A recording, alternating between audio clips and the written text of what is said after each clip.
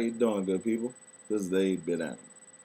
Okay, so in the mid-'80s, Konami had a really big hit with Gradius. So much so that they decided to come out with a spin-off title.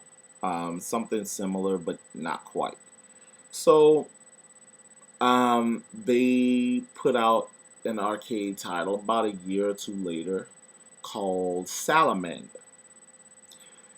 It differed because the power-up system was a little bit more simplified than the power-up system in Gradius, and it featured horizontal and vertically scrolling levels, and it had two-player gameplay.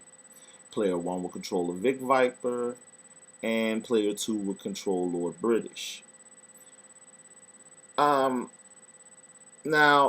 when this game was ported to home consoles and to the US market, it underwent some changes.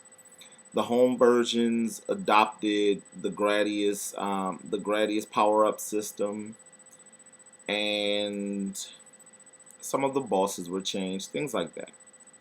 Well, what we got in the US was a pretty cool game. We ended up getting Life Force.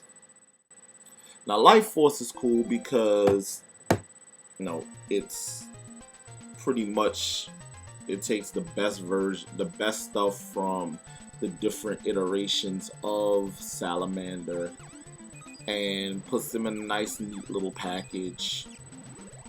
And, it's just a blast to play. The game takes place in an unusual place for a shmup, with the exception of, say, Abadox. I think Abadox was around about that time. I'm not sure.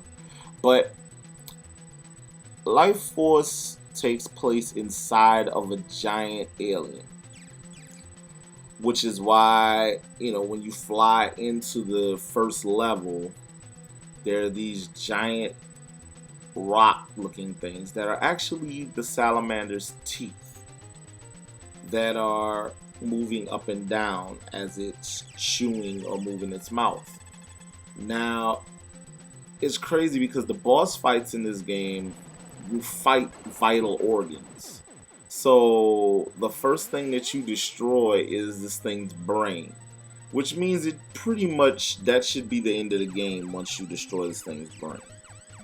But you destroy its brain, you fly into its digestive tract, which is full of fire. I don't understand that part.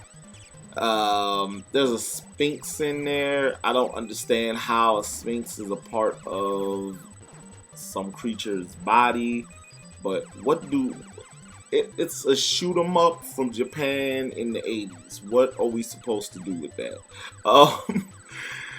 This game also, it supported the now legendary Konami code.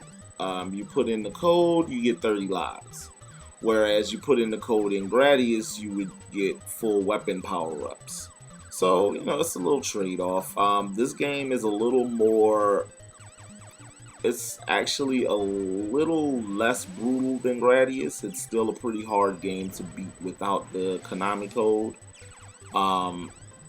It's about 8 levels, standard Konami arcade port fare. And I guarantee, if you like shoot 'em ups, if you like NES titles, if you like old Konami stuff, you will heartily enjoy Life Force. This has been the 8-Bit Animal, and I will catch you good people tomorrow.